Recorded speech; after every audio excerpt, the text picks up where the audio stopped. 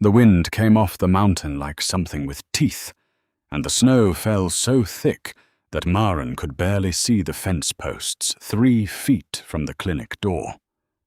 She pulled her scarf tighter, the wool scratchy against her chin, and listened to the generator cough its diesel heartbeat behind the wall. The thermometer outside the veterinary intake window read 14 below. Nothing was coming through that storm tonight.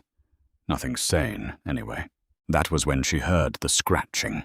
It was low, almost polite, like something too proud to whimper, but too desperate to stay silent.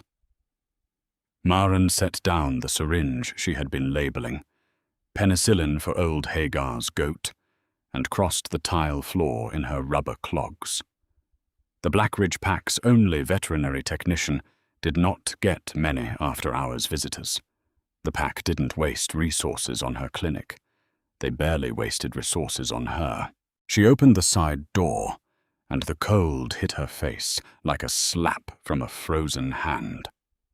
Snow swirled into the hallway, and there, pressed against the concrete step, lay the largest wolf she had ever seen. He was black, not dark grey, not charcoal.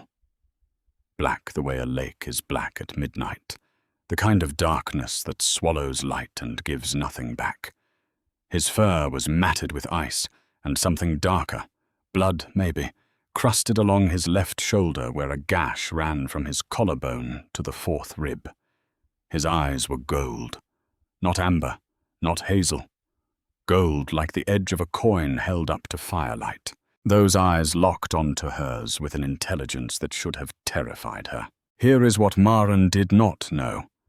The wolf bleeding on her doorstep was Kyle Thornfield, Alpha King of the Northern Sovereignty, ruler of 9 packs, commander of 3,000 wolves, and the most feared shifter on the continent.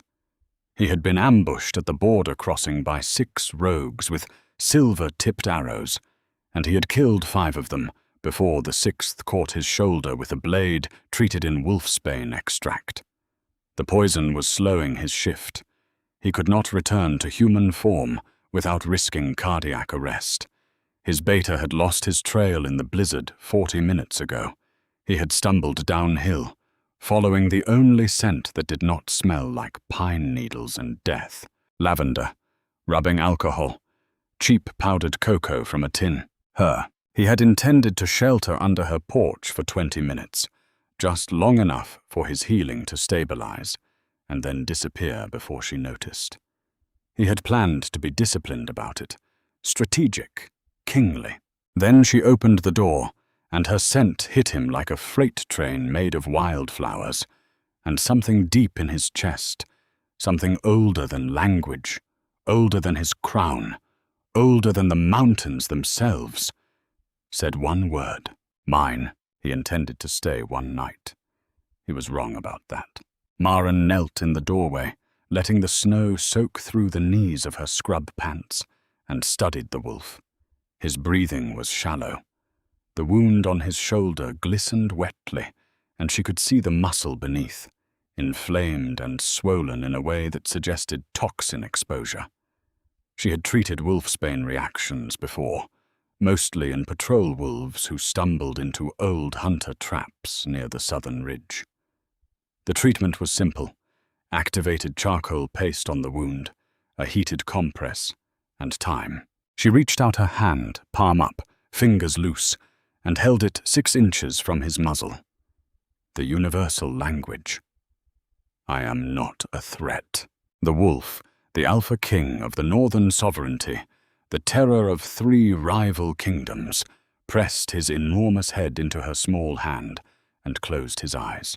Something in his chest vibrated, not quite a growl, deeper, softer, a purr. Kael's internal monologue at that moment was roughly as follows. This means nothing. She is warm. I am cold. This is thermoregulation. Any wolf would do this. I am leaving in 20 minutes. He did not leave in 20 minutes. Maren got her arms under his chest, which was like trying to lift a fur-covered boulder, and half dragged, half guided him through the door and onto the rubber mat she kept for large animal intake. She kicked the door shut with her heel, and the wind screamed its objection through the gap before the latch caught. The wolf was enormous.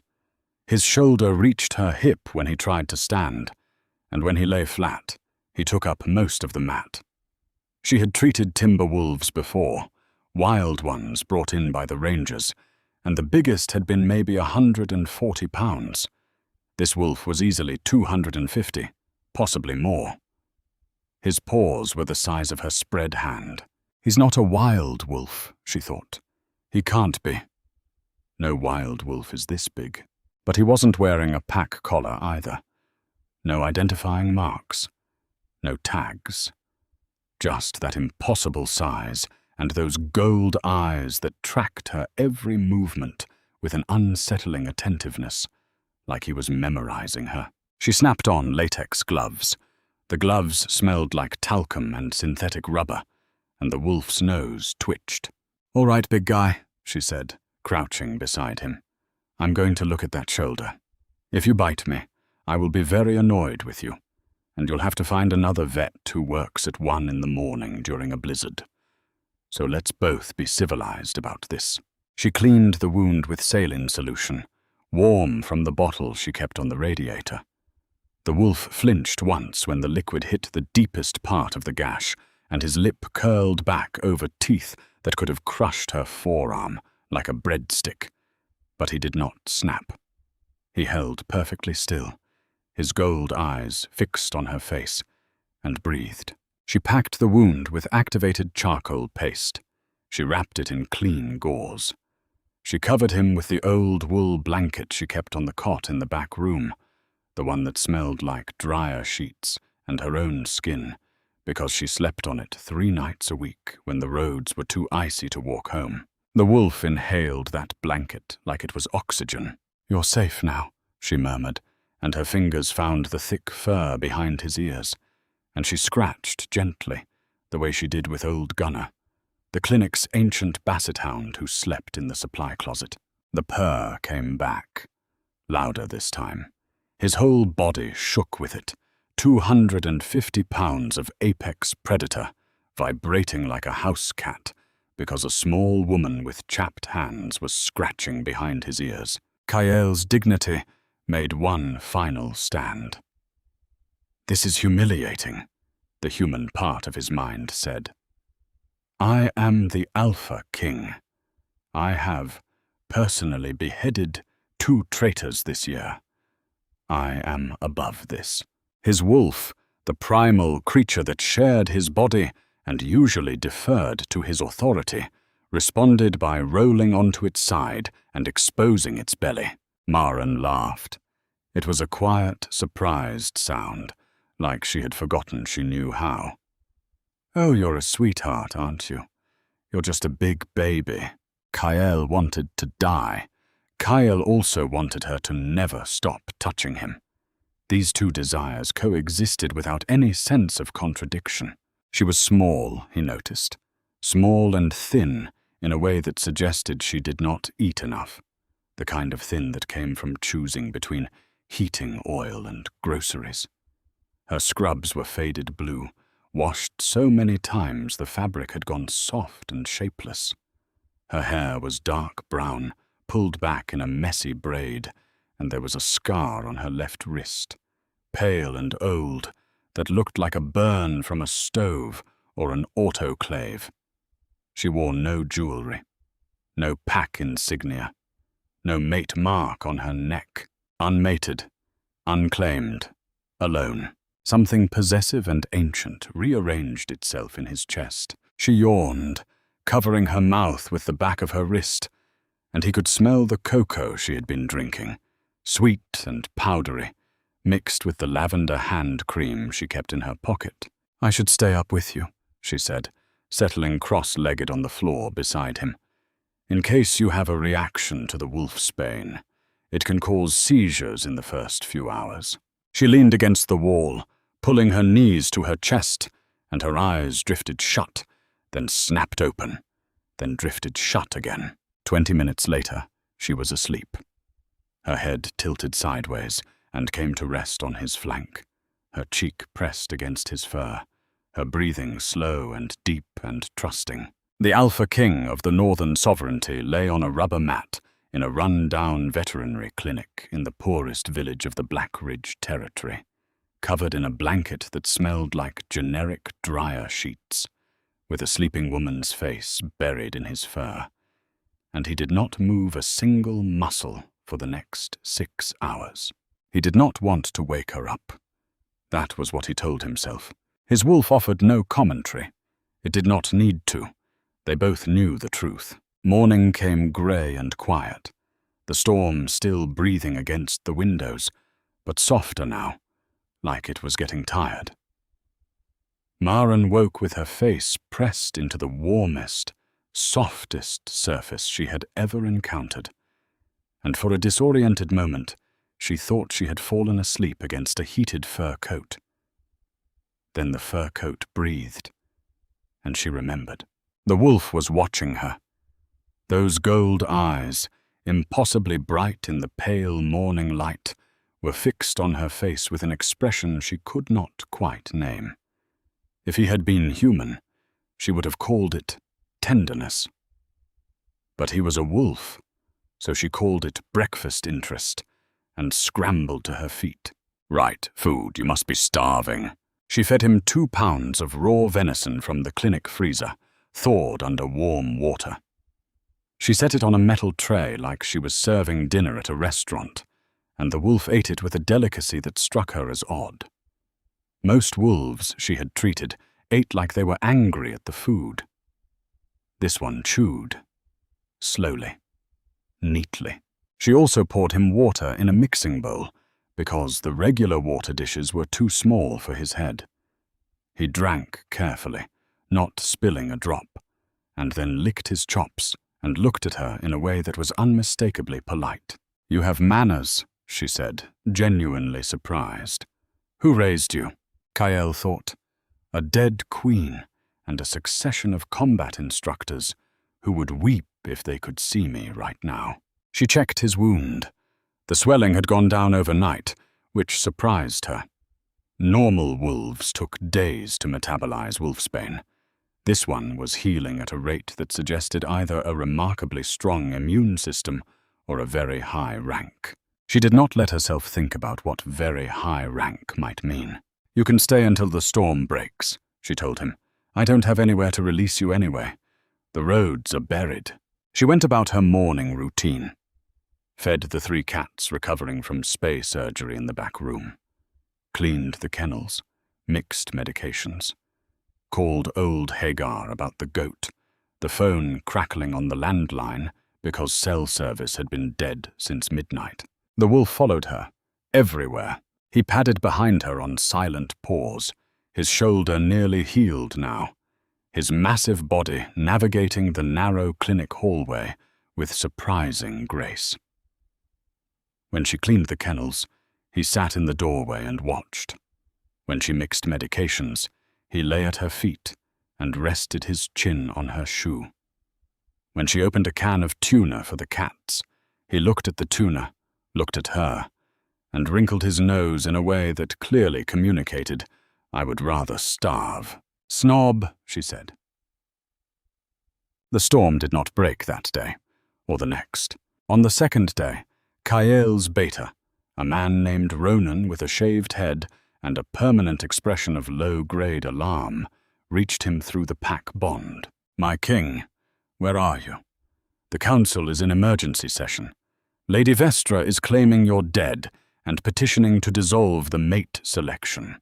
Kael, lying on his side while Maren rubbed coconut oil into the skin around his healing wound, her fingers gentle and thorough and smelling like tropical nonsense, responded through the bond with carefully measured calm. "I am conducting reconnaissance in the Southern Territory." "You are what?" "Reconnaissance, Ronan. Intelligence gathering. It is a standard military practice. You have been missing for 36 hours. General Aldrich has mobilized 2 search units. Call them off. I will return when conditions permit. The storm, my king. The storm ended 4 hours ago in the capital. A pause. It has not ended here. Maren chose that moment to find a spot behind his left ear that apparently connected directly to whatever part of a wolf's brain controlled involuntary vocalizations, because the Alpha King of the Northern Sovereignty let out a groan of pleasure so loud that Ronan heard it through the bond and went completely silent for 10 seconds. "My king, what exactly is happening?" "Nothing. Reconnaissance. I have to go." He shut the bond down. The storm did eventually break, late on the 3rd day. Maren opened the clinic door and squinted at the white landscape, the snow piled in drifts against the fence posts, the sky a raw, washed blue that hurt to look at. "There you go, big guy," she said, stepping aside.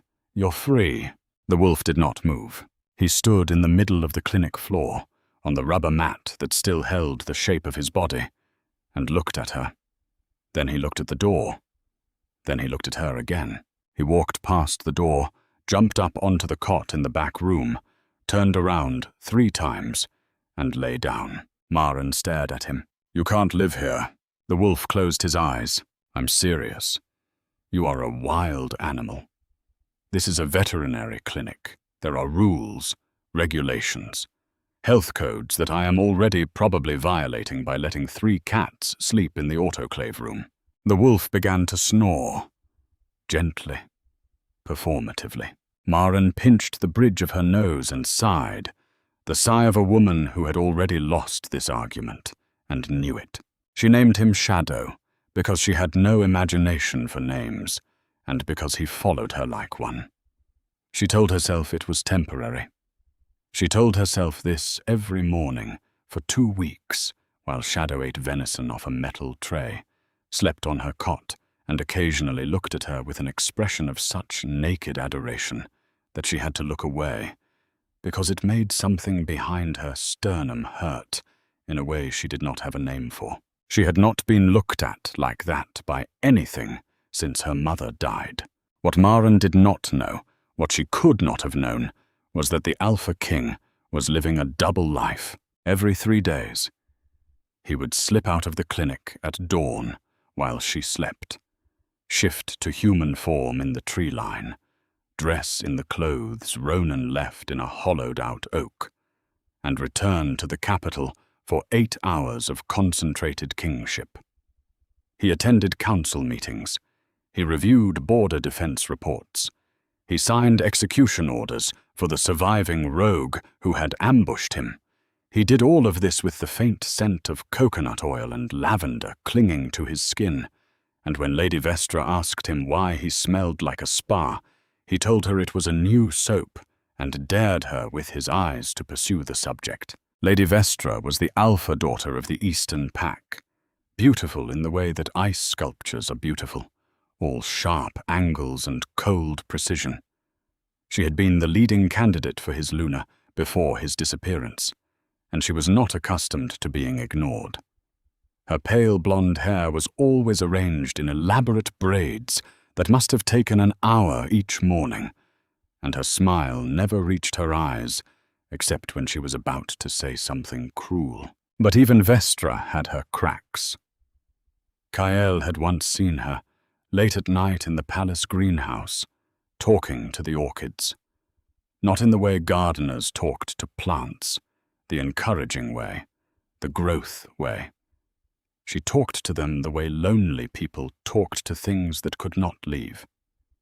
She told them about her mother, who had also been an alpha's daughter, who had also been bartered for alliance, who had died at 42 with a mate who never touched her, and a title that kept her warm at night about as well as a marble headstone. Vestra had not known anyone was listening. Kael had left without a sound, and never mentioned it. It did not make him like her, but it made him understand that she was not cruel for the joy of it. She was cruel because cruelty was the only currency her world had taught her to spend. On his 4th visit to the capital, Kael made a decision he knew was catastrophically stupid. He ordered Ronan to investigate the Blackridge Pack's treatment of their unmated Omegas, specifically one Maren Solvik, veterinary technician, daughter of the late Elara Solvik, pack healer. Ronan returned with a file that made Kael's vision go red at the edges. Maren's mother had been the pack healer for 20 years. When she died of pneumonia, untreated, because the pack alpha had redirected medical supplies to his own family's wing of the compound, Maren had been 15. She had inherited her mother's skill, but not her mother's rank. The Pack Council had reclassified her as a Service Omega, which in Blackridge meant she was given the work no one else wanted, but none of the protections that came with Pack membership. She received no share of the pack hunt, no housing allowance, no heat suppressants during her cycles, which she managed with herbal teas and willpower and locked doors. The clinic she ran was technically condemned. The Pack Alpha, a man named Torsten, had not spoken to her directly in 3 years. She was not ignored because they hated her. She was ignored because she was simply not important enough to hate. And somehow that was worse. Kael returned to the clinic that night in wolf form, and when Maren opened the door and said, "There you are, Shadow. I saved you the good venison," he pressed his forehead against her stomach and stood there, breathing, until she wrapped her arms around his neck and said, Hey, what's wrong? Did something scare you out there?" Everything, he thought. Everything about what they've done to you.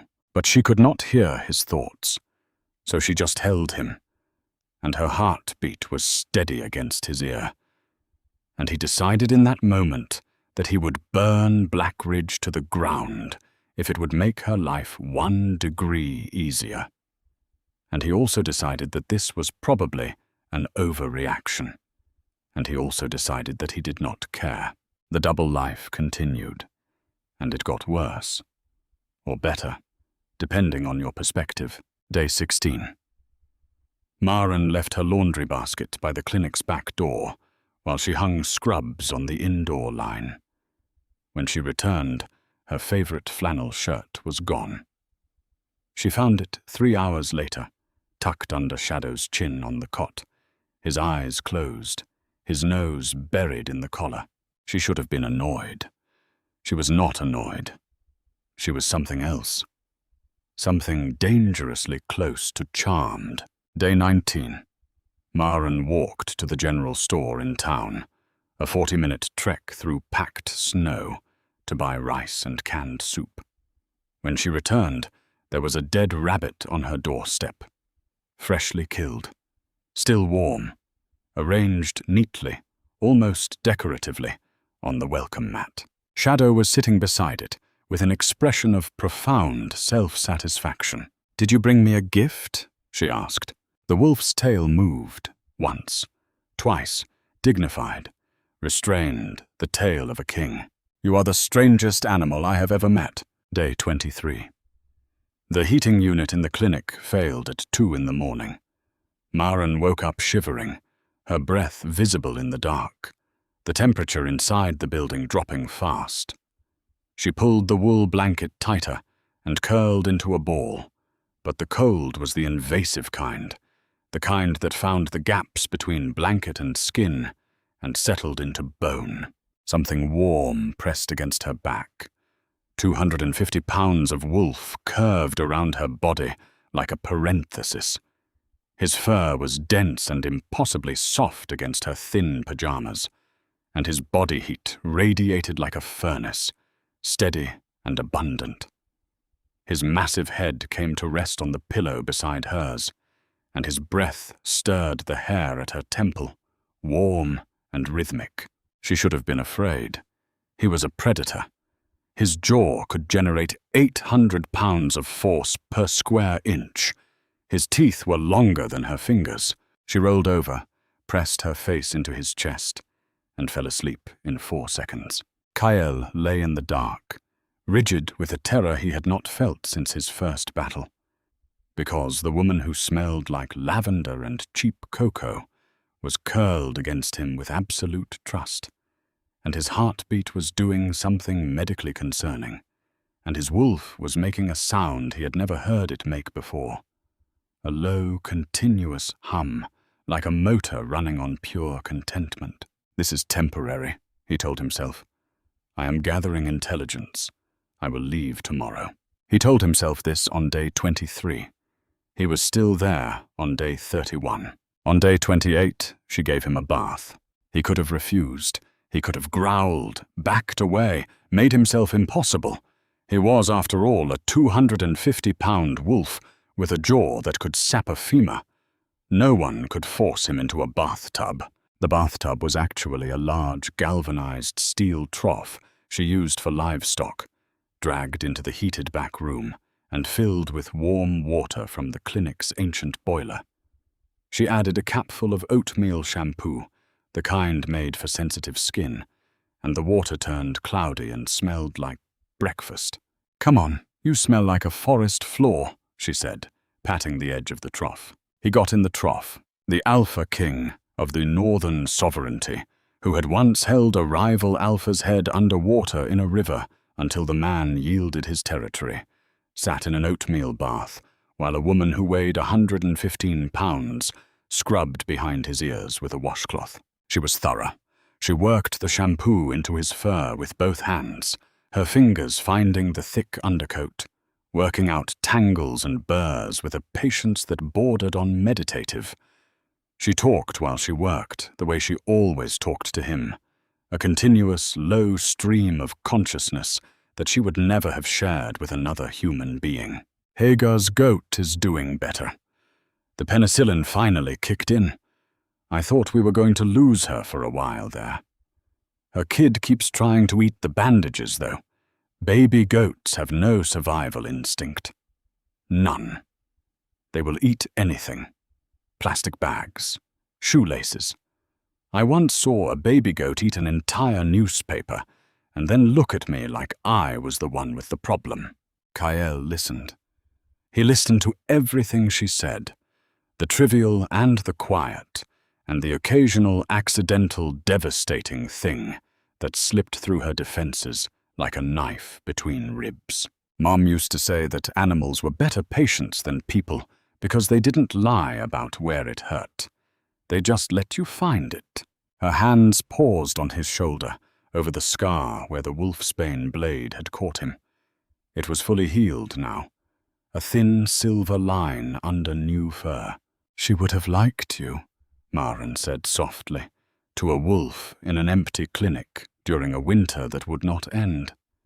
She liked the ones who showed up with their teeth out, but lay down when you were gentle with them.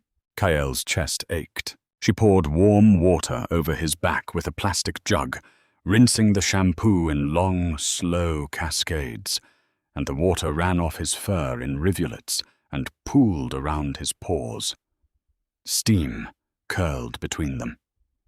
Her face was pink from the heat, and there was a soap bubble on her eyebrow, and she was humming something tuneless and unconscious, and Kyle realized with the calm certainty of a man watching a building collapse in slow motion that he was completely, irreversibly, catastrophically in love with her. His wolf said, obviously. His wolf had known since the first night. It was day 34 when things began to change. Maren walked to town for supplies, and when she returned, there was a man standing outside the clinic. He was tall, well-dressed in a way that people in this part of Blackridge never were, and he carried himself with the particular confidence of someone who had never been told no by anyone who mattered. His name was Dorian Ashcroft, and he was the Alpha Prince of the Silver Hollow Pack. He was handsome in a catalogue way, symmetrical and deliberate, with dark hair swept back from a high forehead and green eyes that assessed everything they landed on for potential usefulness. He was also there to inspect the Black Ridge territory on behalf of the Northern Sovereignty's Border Commission, a task he had volunteered for when he heard rumors that the Alpha King had been spending an unusual amount of time in the southern reaches. Dorian liked information. Information was power, and power was the only thing Dorian had been raised to love. "You must be the veterinary technician," he said, smiling with every tooth. Maren shifted her grocery bag to her other hip. The bag contained rice, 2 cans of soup, and a packet of jerky she had bought for Shadow with money she probably should have spent on herself. "I am. I'm told you're quite skilled. The Border Patrol wolves speak highly of your work." She blinked. No one had ever spoken highly of her work. Not to her face. Thank you. Can I help you with something? I have a horse at the inn with a tendon issue. I was hoping you might take a look. I would compensate you, of course."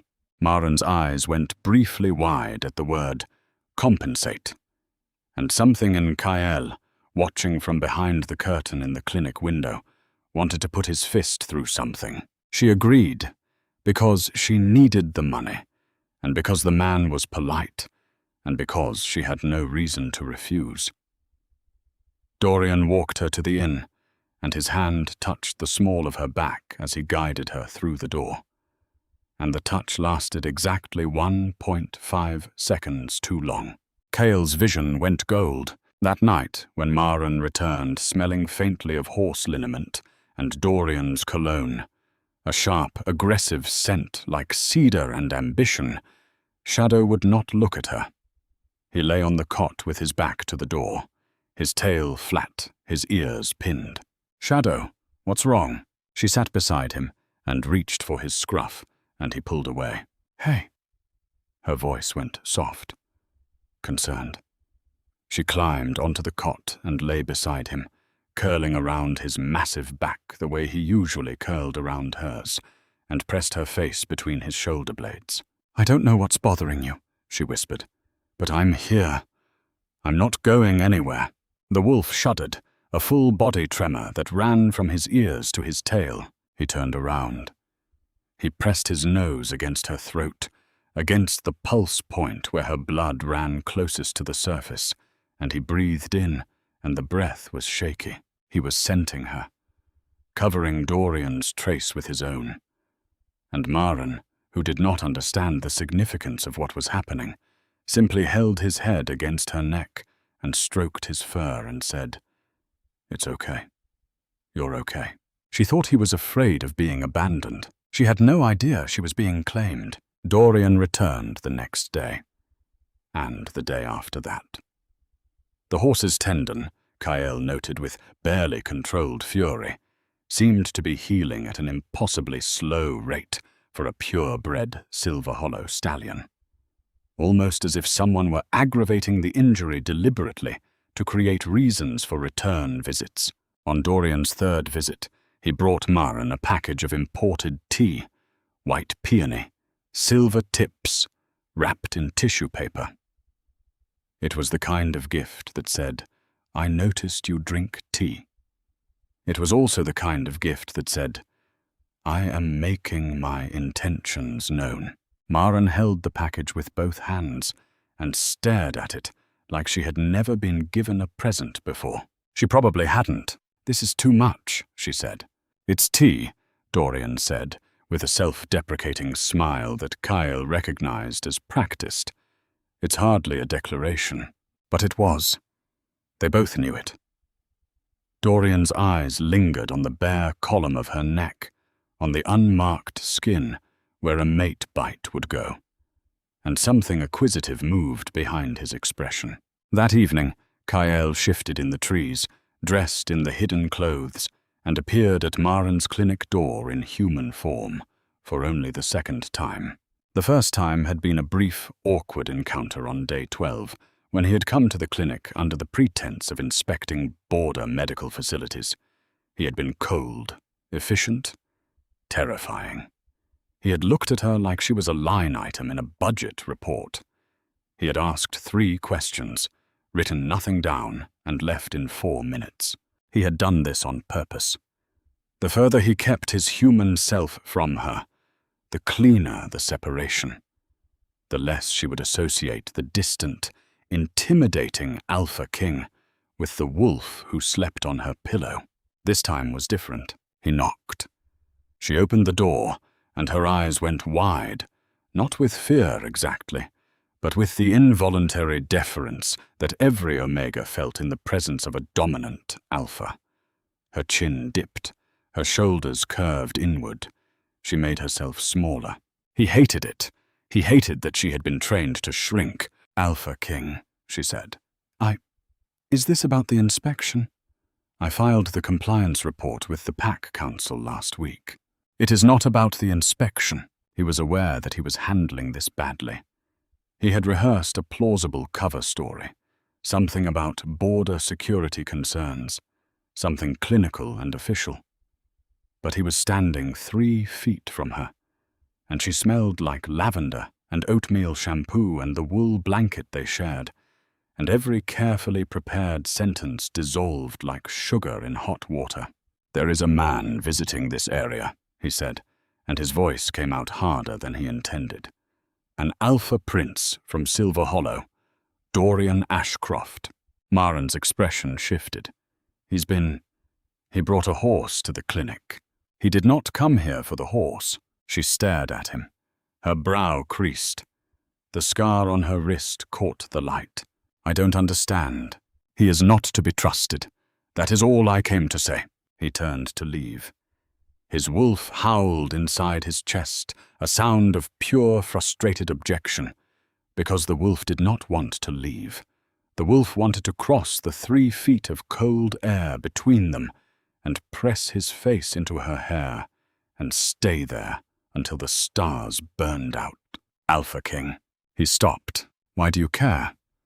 Her voice was quiet, not challenging, genuinely confused. "I'm a Service Omega in a condemned clinic. I'm nobody in your territory. Why would you come here personally to warn me about someone?" He looked at her over his shoulder. Her face was pink from the cold. There was a piece of hay in her hair from the goat pen. Her eyes were brown and steady and entirely too perceptive. "You are not nobody," he said, and left before he could say anything else. That night, Maren sat on the cot with Shadow's head in her lap and told him everything.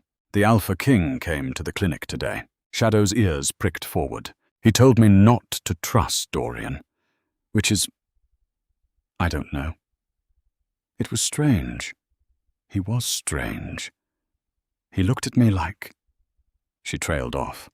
Her fingers moved through Shadow's fur in slow, thoughtful strokes. "He looked at me the way you look at me. Like I matter." She was quiet for a long time. "No one has looked at me like that since Mum died. 3 years, Shadow. 3 years. And no one in this pack has said my name like it was a word that meant something. Torsten doesn't even know what I look like. The council sends my supply requests back with red stamps that say non-essential. Non-essential.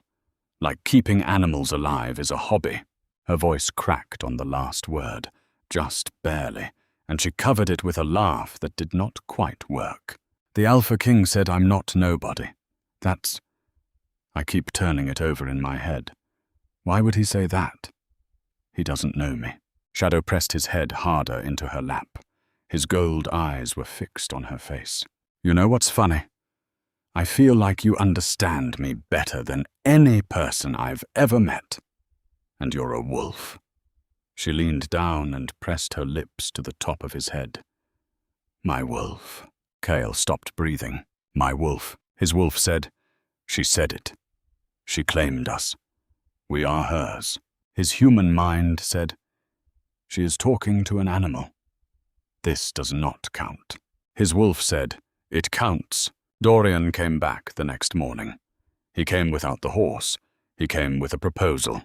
"The Silver Hollow Pack needs a veterinary healer for our northern estate," he said, leaning against the clinic doorframe with the studied casualness of a man who knew how good he looked while leaning.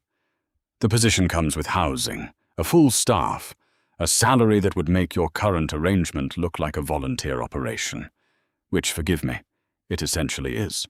Maren's hands went still on the supply shelf. "You're offering me a job. I'm offering you a life. A real one. You're wasted here, Maren. Blackridge doesn't deserve you." He said her name like he was tasting it. Kael in wolf form.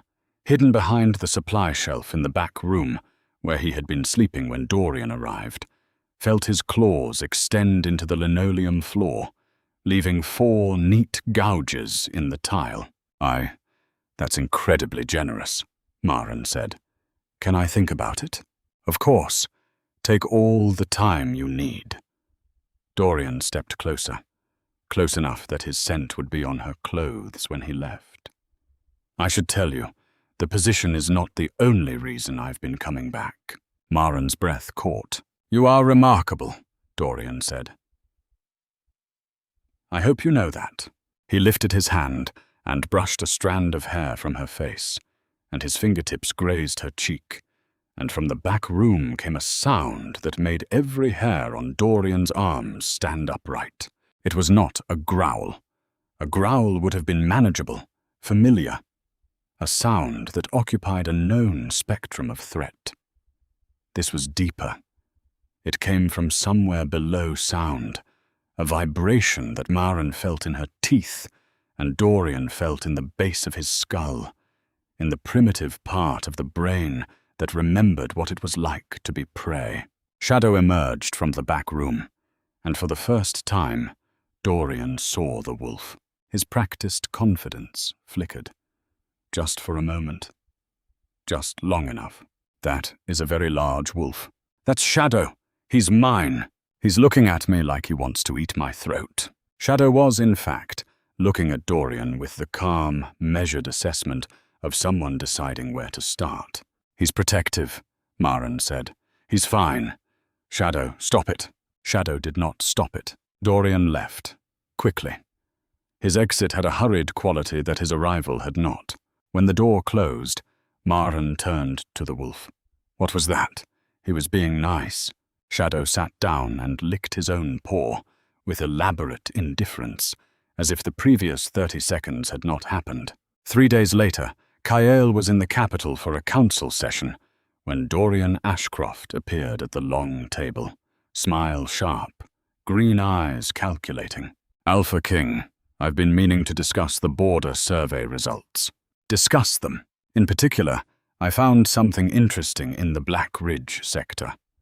A small veterinary clinic, barely operational, run by a single Omega. Remarkable woman. Quite talented. Kael's hand, resting on the table, did not move. His face did not change. Inside, his wolf pressed against his ribs like a tanned thing. I've offered her a position in Silver Hollow, Dorian continued. Better facilities, proper compensation. I think she's seriously considering it. The table creaked. Kael looked down and saw that his fingers had dented the oak surface, 4 shallow impressions in the wood. Maren Solvik is a citizen of the Northern Sovereignty, he said. His voice was level. His eyes were not. Any transfer of skilled workers between territories requires Crown approval. Dorian tilted his head. Of course. I'll submit the proper paperwork, unless there's a reason the Crown would object to an Omega accepting a better life. The question hung in the air like smoke. Kael smiled. It was not a warm smile. It was the smile of a wolf showing teeth in the split second before the bite. Submit your paperwork, Ashcroft. The claiming possessiveness that had been building in Kael for 37 days reached its breaking point on day 40. He was at the clinic as Shadow, lying on the cot while Maren reviewed Dorian's offer letter, a cream-colored envelope with the Silver Hollow seal in silver wax that she kept picking up and putting down like it might burn her. It's a good offer, she said to Shadow. It's a really good offer. Housing included. A real budget. Staff. I could actually help animals instead of just keeping them alive long enough for someone else to care. She sat on the edge of the cot and pulled her knees up. But I'd have to leave here. Leave this clinic. Leave. She looked at him. I'd have to leave you. Her voice broke on the word, you. And something in it, the smallness, the reluctance, the fact that the only thing tethering her to a place that had given her nothing was a wolf she had known for 40 days, shattered the last wall of Kael's resolve. He could not do this anymore. The double life, the lie, the cowardice of fur and 4 legs and silence. But the timing was not his to choose. It happened on day 42 at 11 at night in the snow. Maren was walking back from Hagar's farm, where the old woman's goat had taken a bad turn. She had stayed late, too late, because Hagar had no one else, and because Maren could not say no to something in pain. The path home cut through a 1/4 mile of open field between the farm and the clinic, and the moon was full, and the snow was blue in its light. She heard them before she saw them. 3 wolves, lean and rangy, moving in the loose formation of rogues who hunted without pack structure. They emerged from the tree line to her left, and their eyes caught the moonlight and reflected it back yellow and hungry. Maren froze. She was an Omega, unmated, unclaimed, alone in a field at night. She carried no weapon. She had no pack link to call for help. The clinic was 800 yards away. The lead rogue lowered his head and growled, and the sound crossed the field like a crack in the ice. She ran. She made it maybe 50 yards before the second rogue cut her off, appearing from the right like a shadow detaching from the ground. She stumbled, went down on one knee in the snow, and felt the cold soak through her pants as she scrambled backward. The third rogue circled behind her. They were closing in. Systematic. Patient. The way predators are patient with prey that has nowhere to go. Maren's hand found a rock under the snow. She gripped it. She was shaking so hard she could barely hold it. But she gripped it, and she stood up, and she faced them. She did not scream. Screaming would accomplish nothing. No one was coming. The lead rogue lunged, and then something hit it from the side like a black freight train. Shadow came out of the darkness with a speed that should not have been possible for something his size, and he struck the lead rogue in the rib cage with the full force of 250 pounds, moving at roughly 30 miles per hour. The rogue went sideways. There was a sound, wet and final. And then the rogue was on the ground and not moving. And Shadow was between Maren and the remaining 2 wolves, with his teeth bared and his hackles raised, and a sound coming from his chest that was not a growl, not a roar, but something between and beyond both. A sound of absolute authority. The second rogue hesitated. Then it charged. Shadow met it mid-stride. They collided in a tangle of fur and teeth and displaced snow, and Kael fought with a fury that was not strategic, not controlled, not kingly. It was pure. It was primal. It was a mate protecting his mate, and there was no thought in it, no calculation, only the certainty that anything that threatened her would be destroyed. The second rogue went down. The third one ran, and then Shadow stood in the moonlight, chest heaving, muzzle dark with blood, and looked at Maren.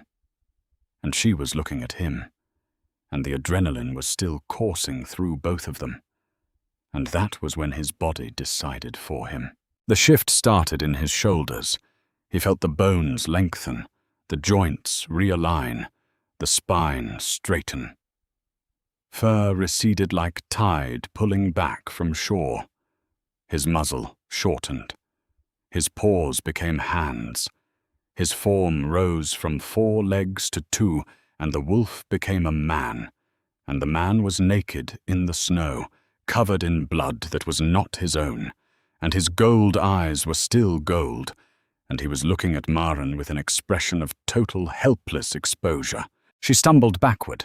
The man standing where her wolf had been was 6'4", broad-shouldered, dark-haired, and she knew his face. She had seen it twice.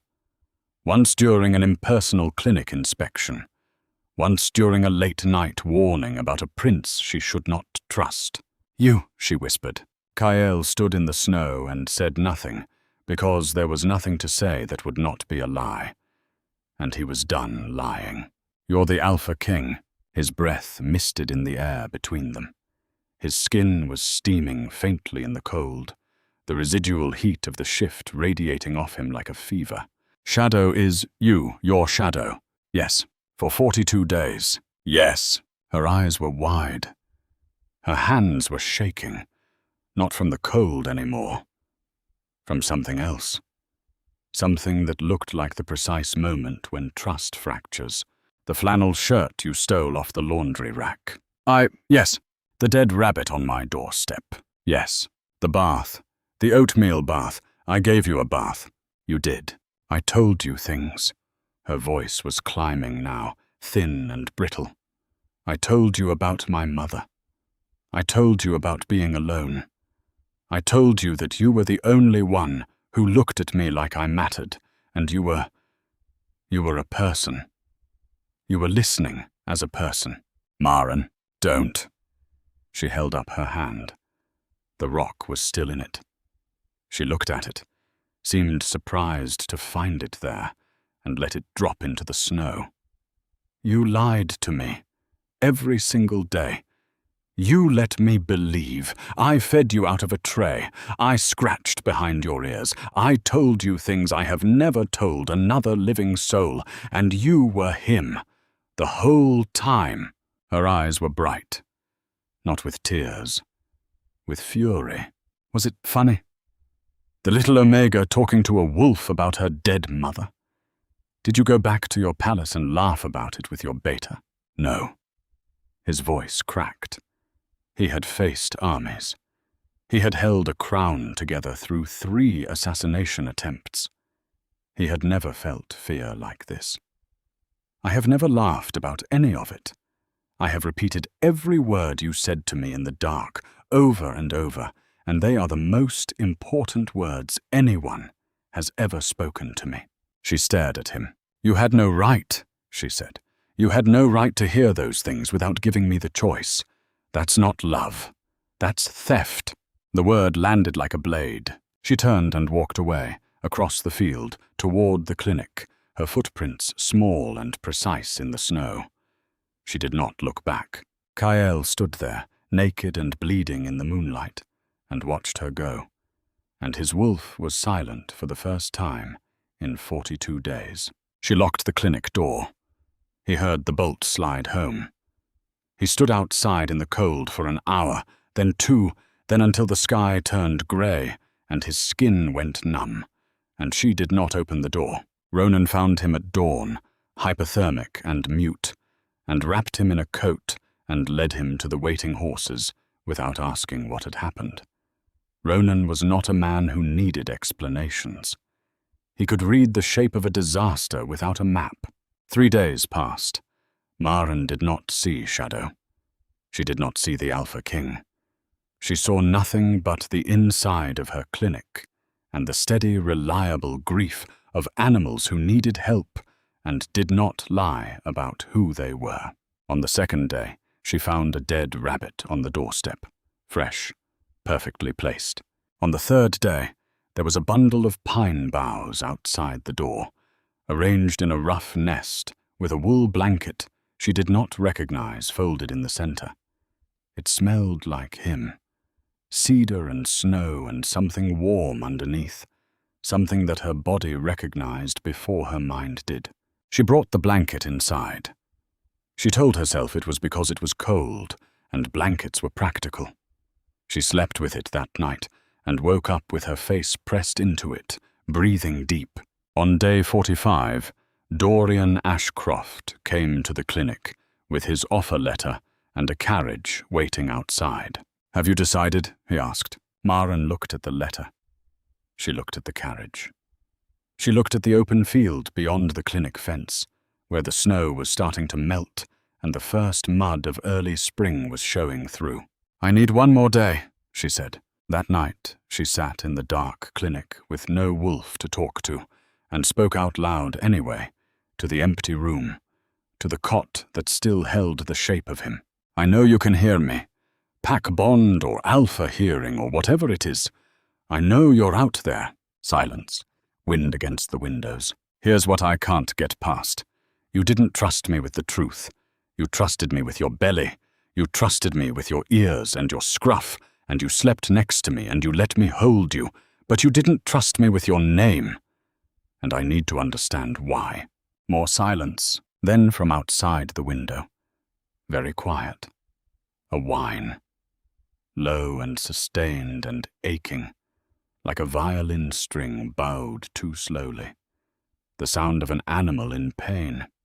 If you want to explain yourself, she said, you do it on two legs. You do it with words. You don't get to hide in the fur anymore. The whine stopped. Footsteps in the snow. The creak of the porch step. A knock on the door. She opened it. Kyle Thornfield, Alpha King of the Northern Sovereignty, stood on her porch in a plain wool coat and no crown, and his eyes were red-rimmed and his jaw was tight, and he looked like a man who had not slept in 3 days. You asked why, he said. I did not tell you because every person who has ever known who I am has wanted something from me. My generals want my authority. My council wants my compliance. Vestra wants my title. Dorian wants my territory. He paused. His throat worked. You wanted to scratch behind my ears. You wanted to give me a bath.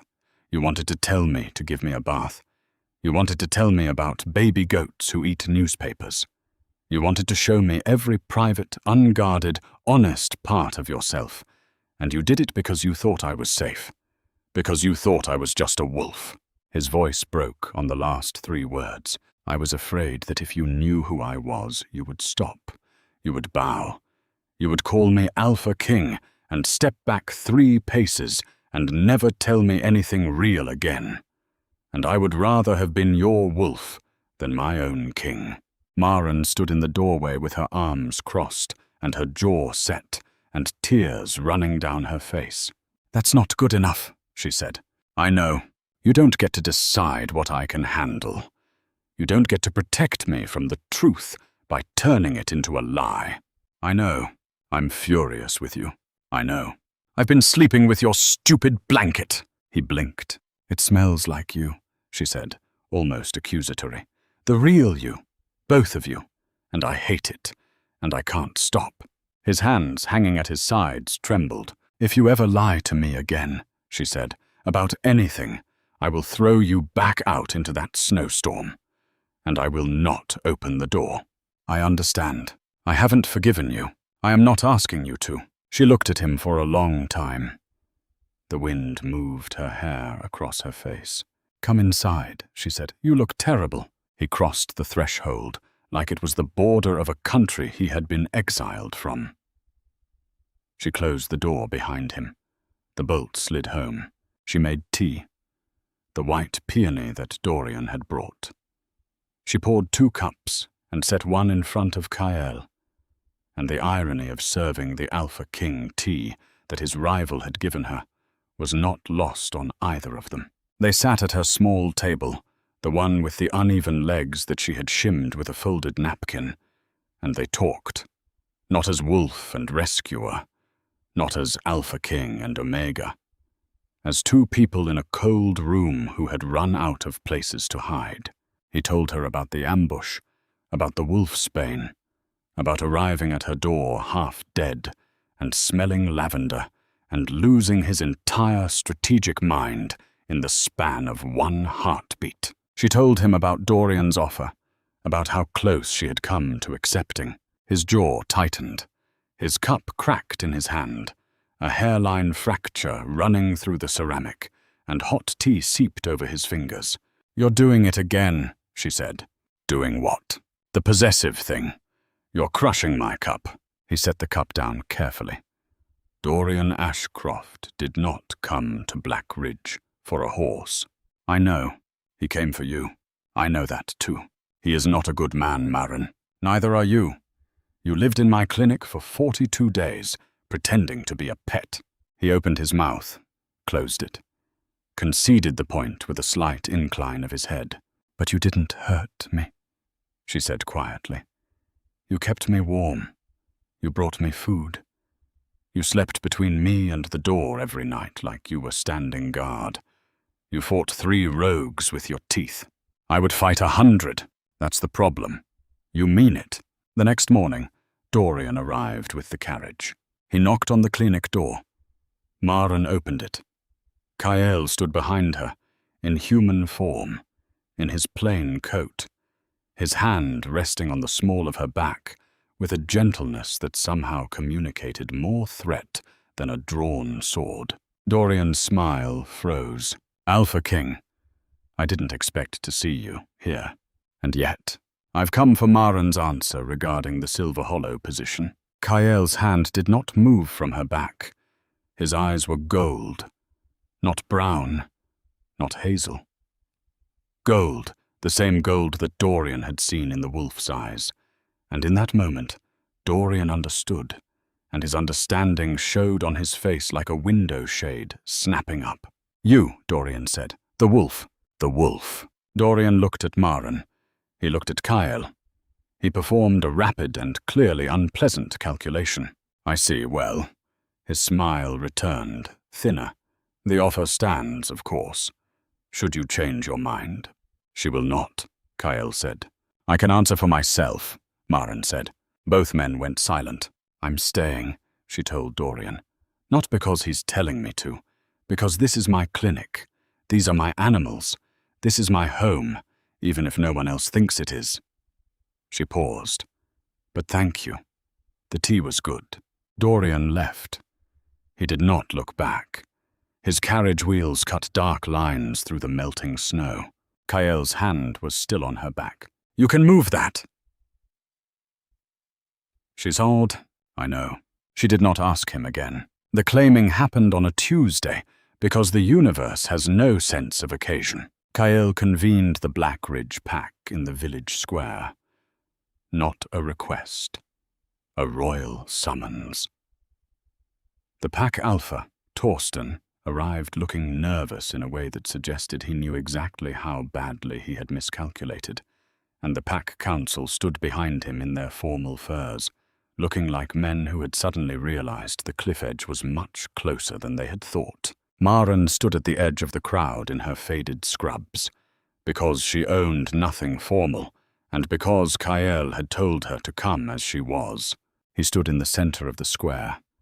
No crown, no ceremonial armor. Just a man, tall and certain, with gold eyes that found hers across 70 feet of packed snow and held. There is a woman in this territory, he said, and his voice carried without effort, the way thunder carries, who has served your pack for 3 years without compensation, without protection, without recognition. She has healed your animals and your children and your elderly, and in return you have given her a condemned building, an empty pantry, and silence. The crowd was motionless. I am correcting this. He looked at Torsten. The pack alpha's face had gone the color of old paper. Torsten, your failure to provide for a member of your pack is a violation of sovereignty law, Articles 7 through 12. Your lands are forfeit to the Crown pending investigation. You will cooperate. Torsten's mouth opened. His wife, standing beside him, gripped his arm, and he closed it again. The wife had always been the smarter of the two. Kael turned to the crowd. Maren Solvik is my mate. My fated. The bond was sealed 42 days ago when she opened a door in a blizzard and showed more courage and kindness in one night than most of you have shown in your lives. The silence was absolute. She is your Luna. Maren's hands were shaking. She pressed them flat against her thighs to still them. She is my Luna. He crossed the square. The crowd parted for him like water. He stopped in front of her, and up close she could see that his hands were shaking too. I am asking, he said, quietly enough that only she could hear. I am not telling. I am asking. She looked up at him. Her chin did not dip. Her shoulders did not curve. She did not make herself smaller. You still owe me a flannel shirt, she said. He kissed her, not gently, not tentatively, the way a man kisses when he has spent 42 days unable to kiss and the dam has broken, and there is no putting the water back. His hand curved around the back of her neck, and her fingers gripped the front of his coat, and the pack watched, and the wind blew. And somewhere in the distant tree line a wolf howled, a real one this time, wild and free, answering something primal in the air. When they broke apart, her face was flushed and his eyes were fully gold, the human brown entirely gone. And he pressed his forehead against hers and breathed, "Mine." "Yours," she said, "but you are never getting in that oatmeal bath again. That was humiliating for both of us." "It was not humiliating. It was reconnaissance. You purred." "I did not purr. You absolutely purred. You purred like a motorboat." Ronan probably heard it through the bond.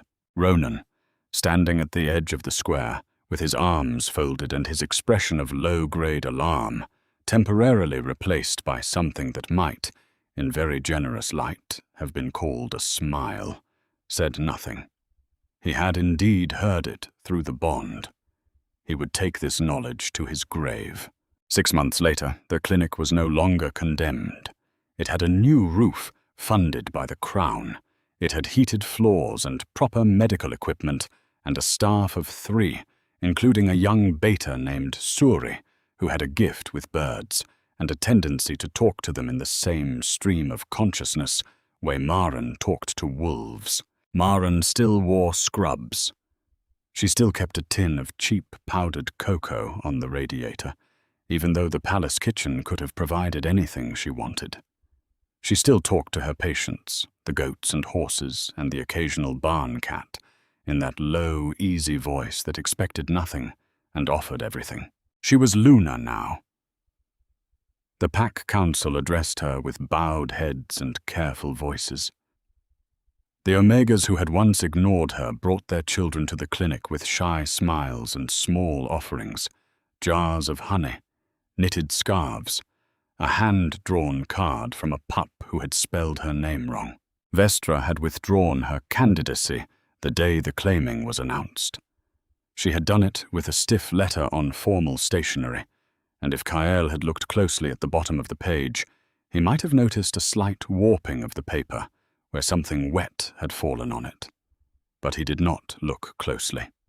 Some things were not his to see. On the first warm evening of spring, Maren sat on the porch of the clinic, her clinic, with her legs stretched out and a cup of white peony tea cooling beside her on the step. The sun was going down behind the mountains, turning the sky the color of peach skin and old gold, and the last of the snow was melting into the creeks, and the air smelled like wet earth and new grass and the particular sweetness of a world waking up. A wolf emerged from the tree line.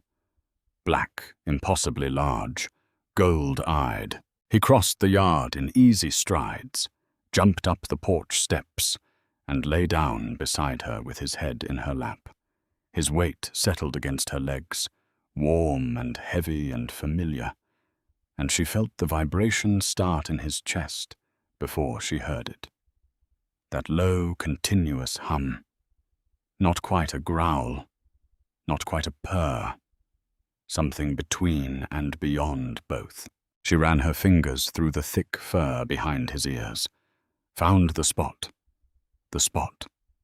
and he groaned and pressed harder into her hand, and she laughed, the quiet, surprised kind, like she kept forgetting she knew how. "You're still a terrible wolf," she said. He closed his eyes. His tail moved. Once, twice, dignified, restrained. The tail of a king.